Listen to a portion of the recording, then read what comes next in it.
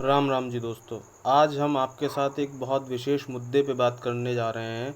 और जैसा कि आप सभी को पता है, टाइटल देख के भी आपको पता चल रहा होगा कि बांग्लादेश में हिंदुओं का क्या हाल है, हिंदुओं के ऊपर कितना अत्याचार हो रहा है। ठीक है, वो आज कोई पहली बार नहीं हो रहा है। आज़ादी से पहले भी जब एक अलग इस्लामिक राष्ट्र की मांग को हवा दी जा रही थी, या कह लें कि इस्लामिक देश के लिए जो आग लगाने की तैयारी चल रही थी, उस समय भी एक ऐसा ही जेनोसाइड हुआ था जिसको हम नोआखली एक कलकत्ता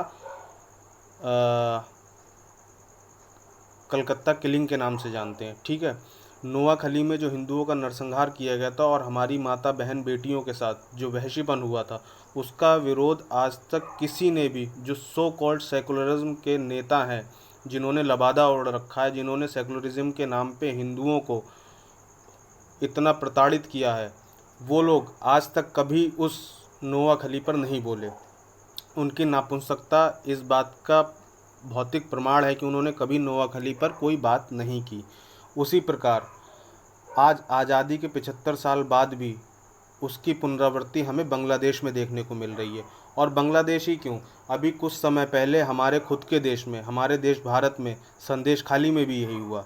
ठीक है, उसी प्रकार जो सारे सेकुलर कहना चाहिए सेकुलरिज्म के मसीहा हैं, सब मुंह में दही जमाए बैठे हैं। और बांग्लादेश तो फिर भी आज एक अलग देश के रूप में जाना जाता है, लेकिन हमारे देश में जो बंगाल में हिंदुओं के साथ होता रहा है, उस पर जब किसी मसीहा के मुंह उस पर भी किसी मसीहा का मुंह नहीं खुलता है, तो बांग्लादेश पर क्या बात करेंगे, या उसका विरोध किस मुंह से करेंगे कि जो हो रहा है वो गलत हो रहा है। आज हम कई लोगों को सो कॉल्ड सेकुलरिज्म के मसीहा के मुंह से सुनते हैं कि ये बांग्लादेश का हाल यूएस और पाक आईएसआई के कारण हुआ है। नहीं, ऐसा बिल्कुल नहीं है। ना यूएस के कारण हो रहा है, ना पाक आईएसआई के कारण हो रहा है। इसका सीधा सीधा संबंध हिंदुओं को ख़त्म करने से है। ना तो इसका संबंध यूएसए से है, ना आईएसआई पाक से है। क्यों? वो हमेशा से ही हिंदू विरोधी रहे हैं, भारत विरोधी रहे हैं, तो उनको दोष देना एक बिल्कुल गलत होगा। इस बात को आप ऐसे समझ सकते हैं कि जब भी अमेरिका और पाकिस्तान एक साथ कोई कदम उठाते हैं या किसी षड्यंत्र में शामिल होते हैं, तो उसका सीधा सीधा मतलब होता है कि वो भारत के प्रति अपनी, जो उनके अंदर हर समय एक भावना रहती है, द्वेष भावना, उसको उजागर करते हैं। ठीक है, ये जो बांग्लादेश में आज हो रहा है, यह एक साजिश का हिस्सा है। किस प्रकार? या कह लीजिए कि यह एक युद्ध पूर्व रिहर्सल, जिसको बोलते हैं युद्ध से पहले का एक रिहर्सल है, जिसका भारत में भी इम्प्लीमेंटेशन होना था लेकिन हो नहीं पाया। और कह लीजिए कि ये एक नरसंहार का पूर्वाभ्यास है, जो कि ये लोग करना चाहते थे लेकिन हो नहीं पाया। हम ऐसा क्यों कह रहे हैं? इसका एक अहम कारण है। अभी अभी आपने सुना होगा कि कांग्रेसी नेता सलमान खुर्शीद, उन्होंने क्या स्टेटमेंट दिया है कि जो बांग्लादेश में हुआ वो भारत में भी हो सकता है।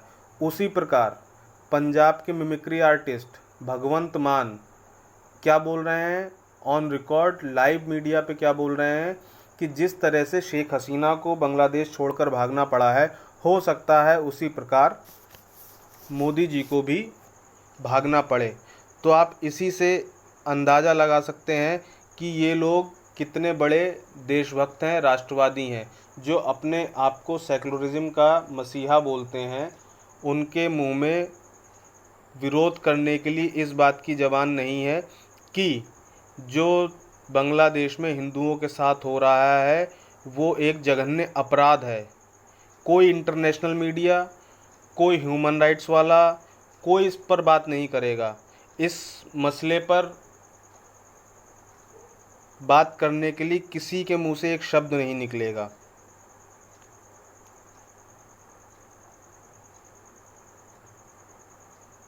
और सबसे बड़ी बात, जो विपक्ष के नेता हैं आज एलओपी हैं हमारे राहुल गांधी, उनके तो मुंह में बिल्कुल ही दही जमा हुआ है। आंतरिक मुद्दों पे, जात पात के मुद्दों पे, देश में जाते, हिंदुओं की जाते गिनाना और मुसलमानों की कोई जात नहीं है। मुसलमानों से तो कोई नहीं पूछता कि उनमें पठान, पसमांदा और जुलाहे, मनिहार ये सब उनमें है, कोई नहीं पूछता। लेकिन हिंदुओं से ही सारी चीज़ें पूछी जाती हैं। जैसा कि हमने पहले भी कहा है कि आईएसआई और यूएसए साजिश के कारण बांग्लादेश में यह नहीं हुआ है। यह तो जो सो कॉल्ड हिंदुओं विरोधी ताकतें हैं, जो आज तक हिंदुओं के अधिकारों और उसके विरोध के पक्षधर रही हैं, उन ताकतों की वजह से बांग्लादेश में ये जो हो रहा है। आज तक हमें सभी लोग भाईचारे का पाठ पढ़ाते आए हैं। भाईचारे के नाम पे एक सोची समझी साजिश के तहत हिंदुओं का दोहन होता रहा है। ये जो बांग्लादेश में हुआ है, इसकी कानूनी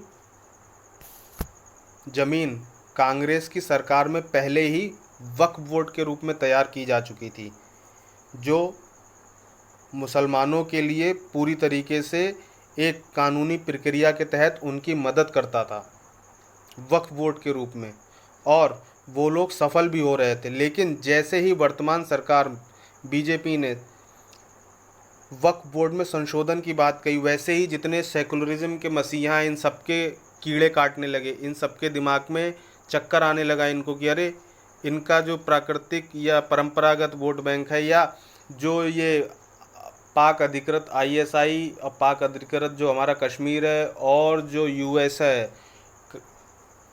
यूएसए है, उनके पपेट की तरह बोलने लगे कि वक्फ बोर्ड को छुआ ना जाए, वक्फ बोर्ड को छूने से हलचल मच सकती है। ठीक है दोस्तों, तो बांग्लादेश के नाम पर इन लोगों के पेट में कोई दर्द नहीं होता, लेकिन जैसे ही वक्फ बोर्ड की बात आती है, इन लोगों के पेट में दर्द होने लगता है। और सबसे बड़ी बात दोस्तों ये है कि हमें खुद भी समझना पड़ेगा क्या हमारे हित में है और क्या हमारे हित में नहीं है। बांग्लादेश में जो हो रहा है, इसको देखने से अगर अभी भी हमारी आंखें नहीं खुलती हैं, तो फिर आने वाले समय में हम लोगों का क्या हाल होगा, हम लोगों के साथ क्या होने वाला है, इसके लिए कुछ और बताने की या दिखाने की ज़रूरत नहीं पड़ रही। जो है हम सबकी आंखों के सामने, अगर तब भी हम लोगों की आंखें नहीं खुलेंगी, तो आप मान के चलिए कि आज बांग्लादेश है, इससे पहले अफ़गानिस्तान था, तालिबान था, और बहुत सारे देश जिनका नाम लिया जाए तो बहुत लंबी फहरिस्त है। तो कहीं ना कहीं हिंदुओं को कमज़ोर करके उन पर अपना राज्य और अपना इस्लामीकरण और अपना क्रिश्चियनिटी थोपने की जो तैयारी चल रही, जो धर्मांतरण का खेल चल रहा है, उसका मुख्य कारण यही है। तो दोस्तों, निर्णय आपको करना है कि हमें अपने देश में जैसे हम रह रहे हैं वैसे रहना है, या हमारी स्थितियां बांग्लादेश की तरह हो जाएंगी। ये निर्णय आपको करना है। ये हम आपके ऊपर छोड़ते हैं कि आप इसको किस तरह से देखते हैं। आपको अपने और अपने बच्चों का सुरक्षित भविष्य चाहिए, या अपनी पूरी जीवन की मेहनत, अपने बच्चों का भविष्य इन लोगों के हाथ में देना है, जो सब अपने अपने परिवारों का हित सोच रहे हैं और आपको गड्ढे में डालते जा रहे हैं। भाईचारे के नाम पे भाईजानों का चारा बनाने में लगे हुए हैं। तो दोस्तों, अब आपको ही निर्णय करना है कि आखिर आप किस तरह से अपने आने वाले भविष्य को और अपनी आने वाली पीढ़ियों को किस प्रकार का समाज देना चाहते हैं। धन्यवाद दोस्तों।